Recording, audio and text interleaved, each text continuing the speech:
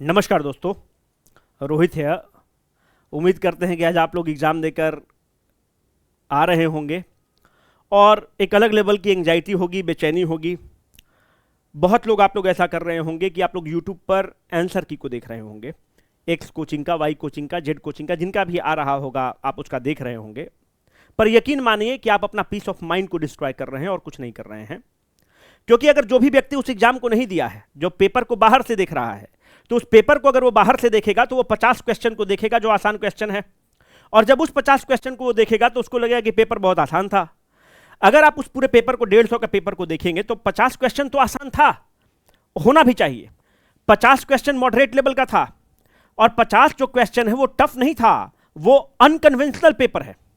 जो unconventional paper है, जिस तरह का यूपीएससी का जो एक फेज था कि कुछ भी पूछ लेता था, तो कुछ भी पूछा है। तो अभी तक आप जो यूट्यूब पर देखेंगे, जो लोग बोल रहे हैं कि पेपर आसान था, तो भाई अगर पेपर तुम नहीं दिए हो और पेपर से तुम बाहर निकल गए हो तो पेपर कूड़ा हो चुका है। वो तो पेपर तुम्हारे लिए बहुत आसान लगेगा ही लगेगा। पर अगर आप उस पेपर को ध्यान से देखें तो पेपर बहुत जटिल है, अनकन्वेंशनल है। जटिल कहना उचित शब्द नहीं है, अनकन्वेंशनल है। कि इसमें बहुत ऐसे लोग होंगे जो बहुत ज़्यादा मेहनत किए होंगे पर उनको रिजल्ट नहीं मिलेगा, क्योंकि वो जो पेपर है वो तैयारी से ज़्यादा वो एप्टीट्यूड का पेपर है। वो पेपर आपका ये चेक कर रहा है कि आपका कामनेस कितना रहा, एग्जाम में आप अपने टेम्परामेंट को कितना मेंटेन कर पाए, ये उसका पेपर हो चुका है। क्योंकि अगर आप उस ऑप्शंस को देखेंगे तो जो more than one of the above option दे रखा है वो एक एक्टिव ऑप्शन है, पैसिव ऑप्शन नहीं है कि भाई ठीक है बस ऑप्शन नहीं है इसलिए दे दिया। जैसे उदाहरण के तौर पर हम आपको बोलते हैं, ये एक सुभाष चंद्र बोस का क्वेश्चन है जो त्रिपुरी क्राइसिस का उन्होंने फ्रेम किया है। आप उसमें देखिए 1938 वो कर दिया है।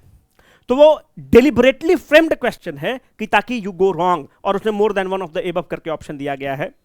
तो मेरा करबद्ध विनती आपसे एक ये है कि यूट्यूब पे x y z coaching delta का देख रहे होंगे, हम लोग भी बना देते। ऐसा तो है नहीं कि आंसर की 2 मिनट के अंदर निकाल दिए होते, आप उसको देखते।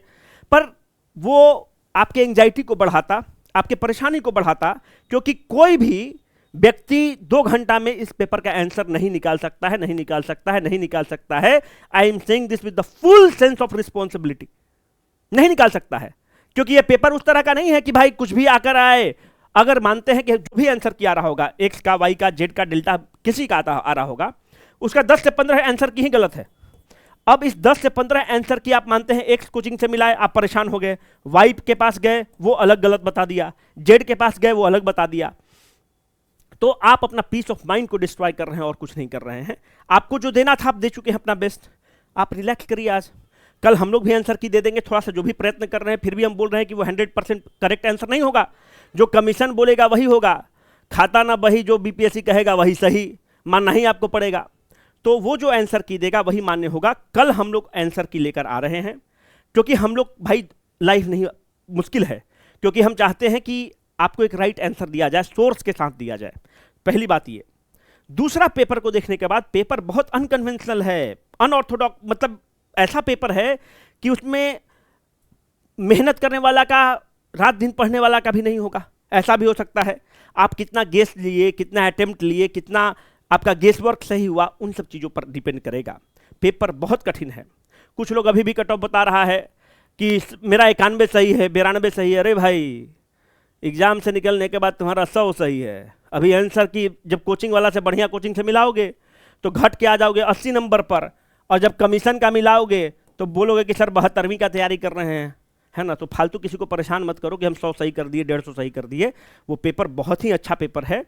पर एक चीज़ बहुत अच्छा है कि जो वन लाइनर टाइप का क्वेश्चन आ रहा था, जो मास्टर वाला क्राउड आ रहा था, दरोगा वाला क्राउड आ रहा था, उसको फटाक से छलनी की तरह छानकर बाहर किया गया है। तो बीपीएससी इसके लिए बधाई का पात्र है। अब क्या है कि आपको स्टैंडर्ड टेक्स्ट बुक पर ही फोकस करना पड़ेगा। अभी भी बीपीएससी का आप देखें तो पैटर्न वही रहा है। जैसे जो फाउंडेशन वाले लोग थे बोल रहे थे सर इकोनॉमिक्स पढ़ाइए, इकोनॉमिक्स पढ़ाइए। कितना क्वेश्चन आ गया इकोनॉमिक्स का? कितना क्वेश्चन आ गया इकोनॉमिक्स से, हम आपसे पूछना चाहते हैं। अब कुछ लोग बोल रहा था करंट अफेयर्स पर। करंट अफेयर्स पे हम लोग कल श्वेत पत्र लेकर आ रहे हैं, है ना। बिहार करंट अफेयर्स का, नेशनल करंट अफेयर्स का। हम ये नहीं बोल रहे हैं कि 100% स्ट्राइक रेट रहेगा, लेकिन अगर एक क्वेश्चन भी स्ट्राइक रेट रहेगा तो हम आपके समक्ष, जो हम लोगों ने एक नई शुरुआत की है, पहल शुरुआत की है, कि हमारा एक क्वेश्चन भी अगर टकराया रहेगा तो आपके समक्ष आकर बोलेंगे कि हमारा एक ही क्वेश्चन टकराया, बाकी नहीं टकराया। उसके लिए माफी मांगेंगे और आगे काम करेंगे। लेकिन इस पेपर का जब आप श्वेत पत्र देखेंगे तो आपको समझ में आएगा। और हम लोग जबरदस्ती वाला आंसर की नहीं मिलाए हैं कि हाँ यहाँ पर इस टॉपिक को पढ़ा दिए बस इसलिए यहाँ पे मिल गया, बिल्कुल भी नहीं। और ये बहुत अच्छी परिपाटी स्टार्ट हुई है कि अभी चूंकि हम लोगों ने स्टार्ट किया था, और भी जो अच्छे कोचिंग्स हैं वो स्टार्ट कर रहे हैं, तो एक अच्छी परिपाटी की शुरुआत हुई है और इसको कंटिन्यू हमें करना चाहिए। हम 2-3 चीज आपसे बोलेंगे। कट ऑफ बहुत ड्रास्टिकली कम होगा, आप स्टाम्प पेपर पर लिख लीजिए, ड्रास्टिकली कम होगा क्योंकि लोग प्रिपेयर्ड नहीं थे, सीट्स बहुत है। दूसरा, अभी आंसर की मत मिलाओ, कम से कम आंसर की में 10 से 15 नंबर का फ्लक्चुएशन आएगा। अगर तुम्हारा अच्छा नंबर आया तो तुम खुश हो, पर फालतू खुश हो।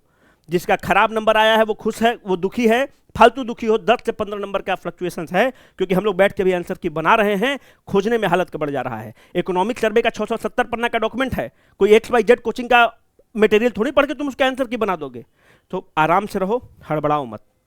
तीसरा महत्वपूर्ण चीज कि आपका कितना क्वेश्चन टकराया। कल श्वेत पत्र आएगा, एक का question screenshot class lecture page number के साथ आएगा कि कितना क्वेश्चन टकराया, लर्निंग आउटकम्स क्या हैं जो भी 72वीं की तैयारी कर रहे हैं, और या जो भी लोग अगर इस एग्जाम को दिए हैं आगे देखना है, तो it is never too late. आपके पास अभी एक ऑप्शन है AEDO का, आप AEDO के लिए भी तैयारी करना स्टार्ट करिए पैरेलली, पहली बात। दूसरी बात, अगर 72वीं देना है तो no book can substitute the NCERTs। हम लोग टेस्ट में भी क्वेश्चन आप लोग को देते थे, सर आप लोग out of the pattern question पूछते हैं। भाई उस दिन भी बोले थे ना कि 40-50 क्वेश्चन आएगा, आप हम लोग का टेस्ट पेपर उठाकर देखिए, वन लाइनर नहीं पूछना है, क्योंकि उस तरह का हम ये नहीं बोले कि हमारा टेस्ट पेपर से क्वेश्चन आ गया, पर तैयार उसी तरह से रहना है, क्योंकि ये पेपर को चेंज करते हैं, हमेशा चेंज कर रहे हैं, जो कि अच्छी बात है, तो आप उसके लिए तैयार रहिए। 72वीं अगर तैयारी करेंगे, जो भी लोग, जो नए लोग सुनना चाहते हैं, go to the basics, go to the NCERTs, no कुंजी can help you, try to attempt the good questions, यही उसका टेक अवे है। और कट ऑफ फिर से रिपीट कर रहे हैं, पिछली बार 91 नंबर कट ऑफ गया है, कट ऑफ पर वीडियो हम लोग कल लेकर आएंगे, ड्रास्टिकली कट ऑफ कम होगा, क्योंकि इस तरह का अनकन्वेंशनल पेपर में जहां पर बहुत एक एलिमेंट ऑफ सरप्राइज है, एलिमेंट ऑफ शॉक है, वहां पे बच्चा टूट जाता है, उसको नहीं समझ में आता है, क्योंकि वो स्टेट कमीशन से ऐसा क्वेश्चन उम्मीद नहीं करता है। उस स्थिति में जब वो पहले वन लाइनर पूछ चुका है, क्लर्क वाला एग्जाम का क्वेश्चन पूछ चुका है धकाधक वन लाइनर, तो वो ड्रास्टिक चेंज है। तो आप लोग निश्चिंत रहिए, कल हम लोग आएंगे आंसर की लेकर, जो भी हम लोग को समझ में आता है, और बेस्ट आंसर की रहेगा इसका हम गारंटी देंगे, क्योंकि हम लोग कोशिश करेंगे बेस्ट आंसर की देने के लिए। अभी कोई आंसर की मत मिलाओ यार, क्योंकि हम लोग से भी नहीं बन रहा है, वो भी ऐसा कुछ नहीं है कि बना रहे होंगे, हड़बड़ी में बना रहे होंगे, व्यू के चक्कर में, लाइक के सब चक्कर में, सब्सक्राइब के चक्कर में, तो उसको अवॉइड करो। दूसरी बात, आज पीस ऑफ माइंड में रहो, हम भी आंसर की देंगे, वो 100% सही नहीं है, जो कहेगा मनु परमार वही सही, ठीक है, सिंपल सी बात है, ठीक है। आराम करो, ट्रेवल करो, तुमने अपना बेस्ट दिया, you should be happy about this, as simple as that. हुई है वही जो राम रचि राखा, इससे परेशान मत रहो। शुक्रिया, कल मिलते हैं आंसर की के साथ और श्वेत पत्र के साथ और कट ऑफ के साथ। Thank you very much.